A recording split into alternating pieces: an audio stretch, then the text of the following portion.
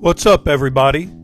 I'm David Hain, and I'd like to welcome you to episode 28 of the A to D From Addict to Disciple podcast.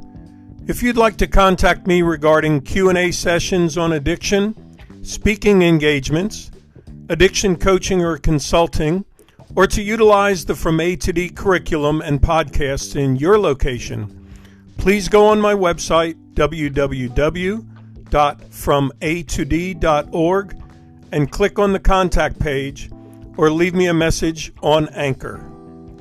When we come back, we'll get into our episode today entitled Character Development in Recovery.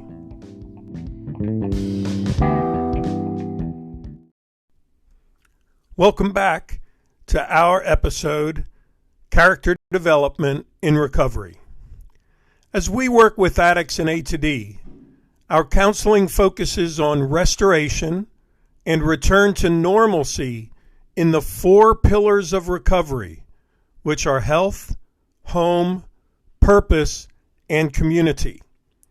We expand upon these 4 pillars to look at 7 key aspects of character and lifestyle.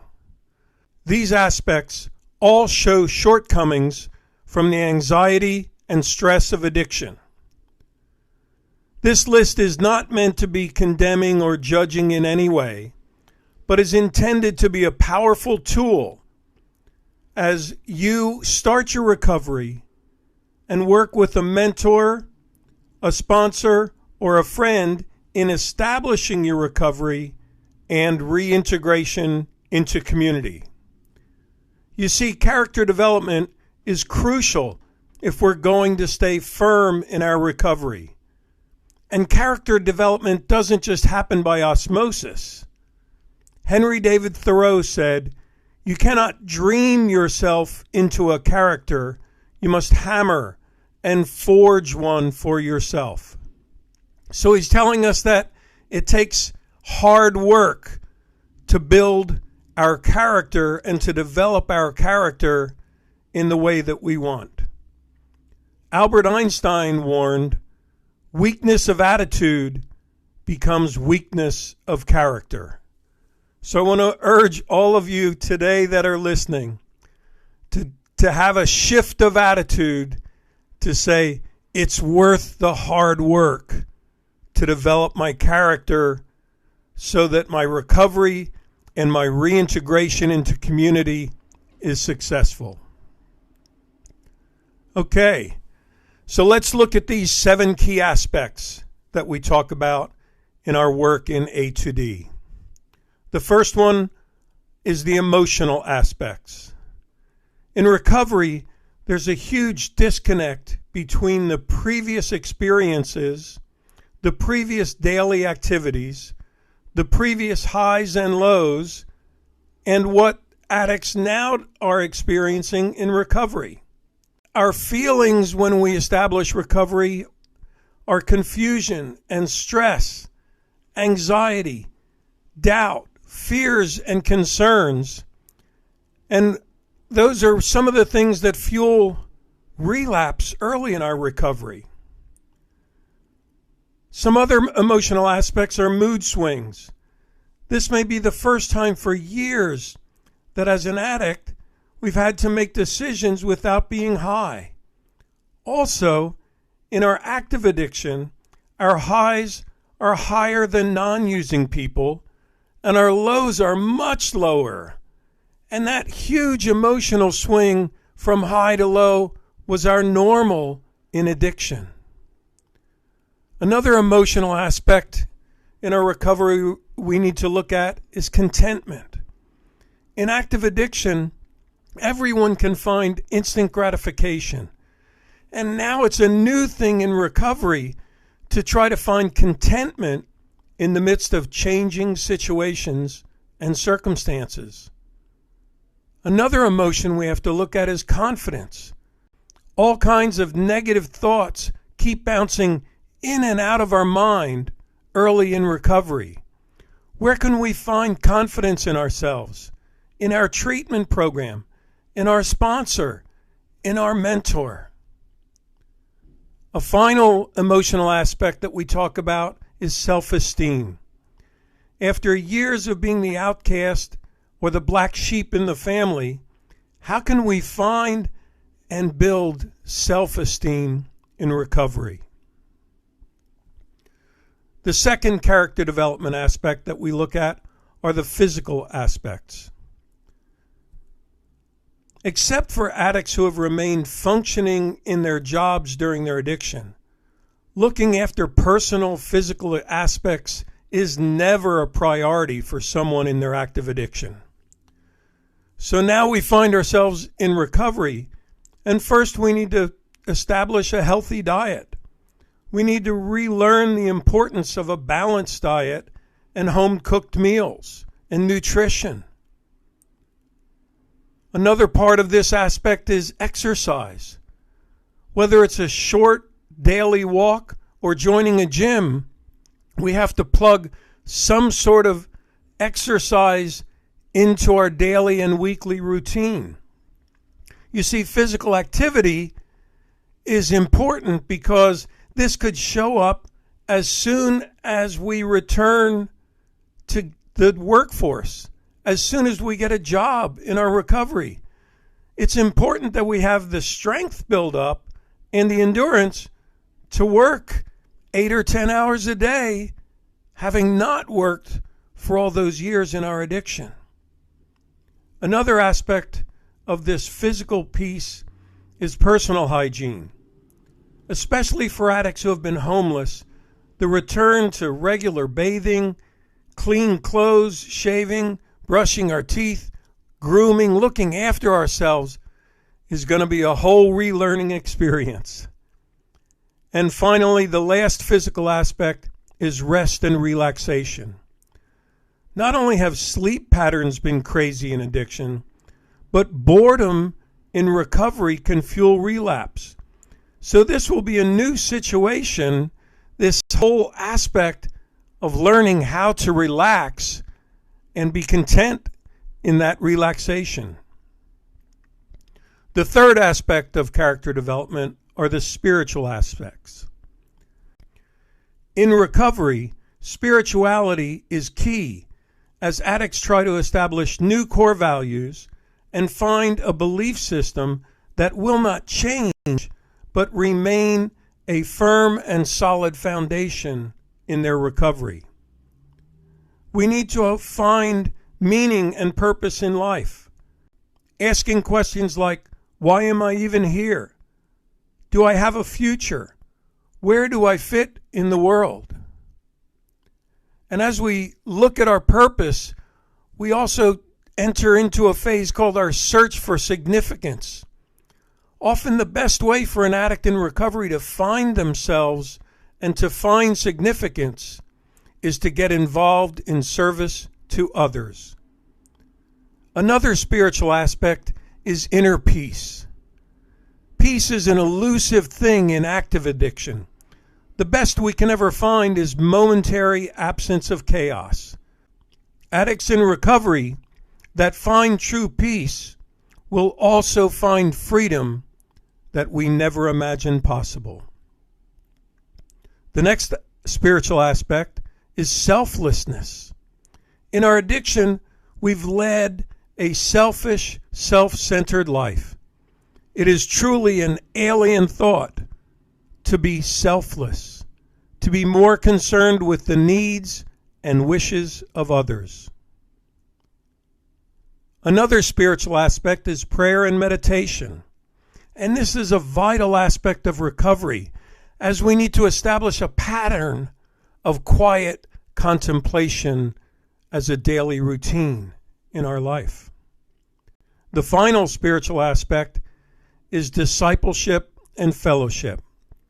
In recovery, it's important to prioritize growth in spiritual understanding and to stay connected with a small group of people on this same journey.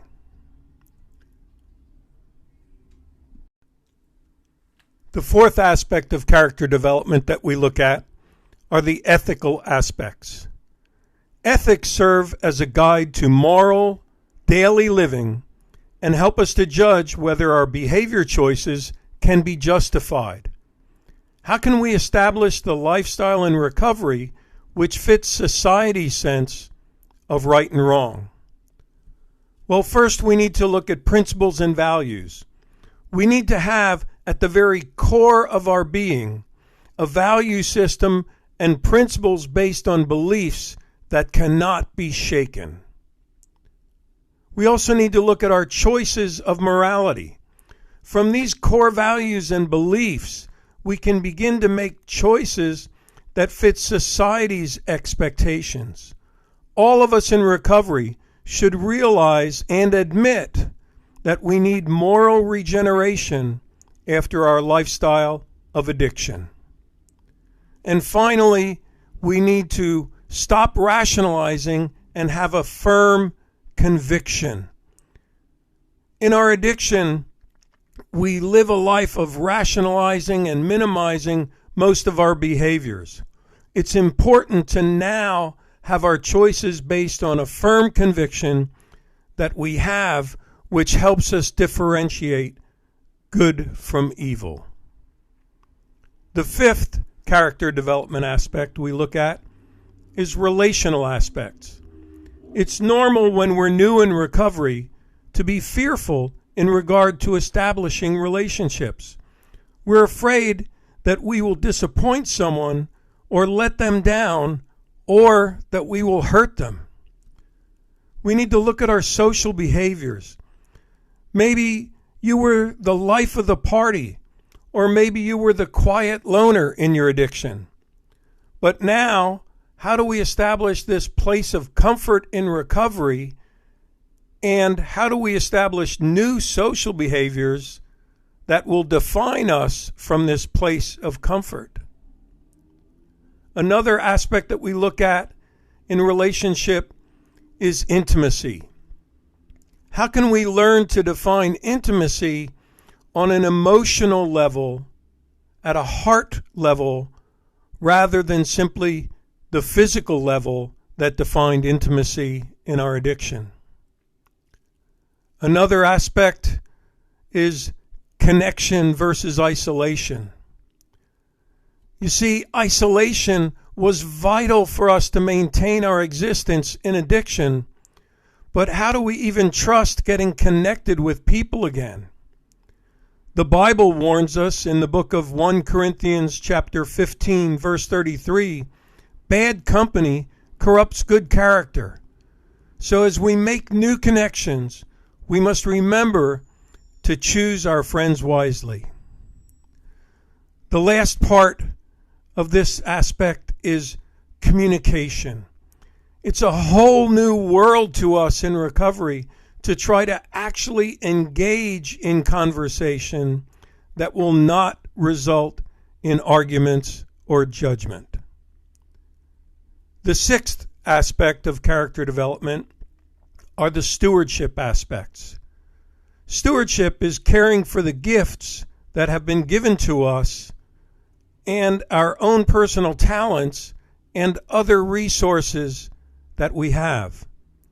This is a scary step in recovery because it brings with it a great deal of responsibility which we've avoided during our addiction.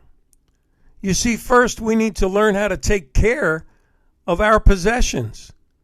How do we make that transition from selling the shoes off our feet for our next high to being someone who values our stuff enough to protect it, take care of it, and cherish it?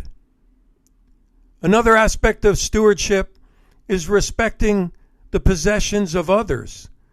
This is key as we learn that many people are personally offended and feel disrespected when we don't respect their belongings.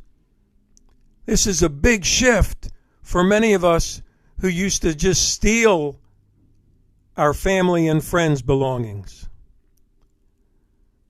Another aspect of stewardship is goals and dreams.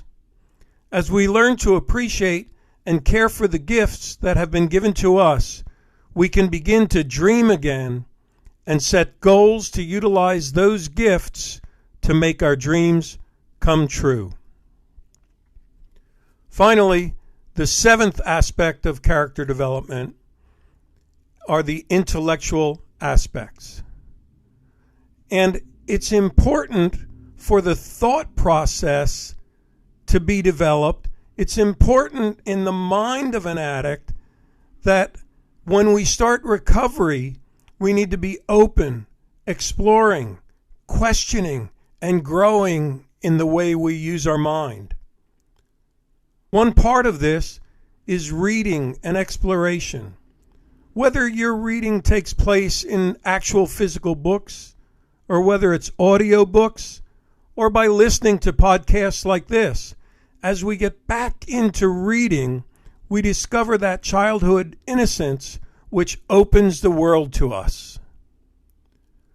We need to learn new ideas and skills. And as we open up to new ideas, we can find that we're actually good at certain skills and trades that we never imagined we could be.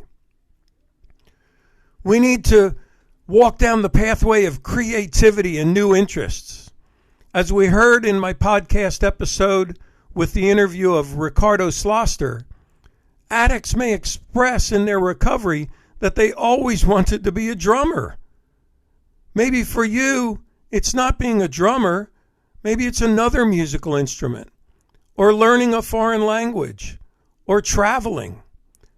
I encourage you, whatever your creative interest is, art, poetry, the stage, whatever it is, go for it. Another aspect in this intellectual development is expansion through application.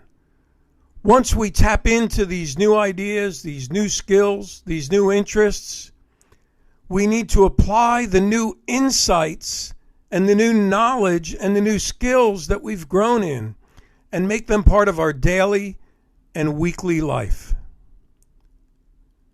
Another aspect of this intellectual piece in character development is how big is your world? Don't be held back in your dreams by words that were spoken into you or by your prison record.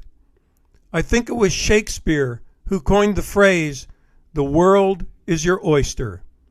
I want to ask you right now, with your new character, with the development of your new character, are you ready to open that oyster and find your pearl?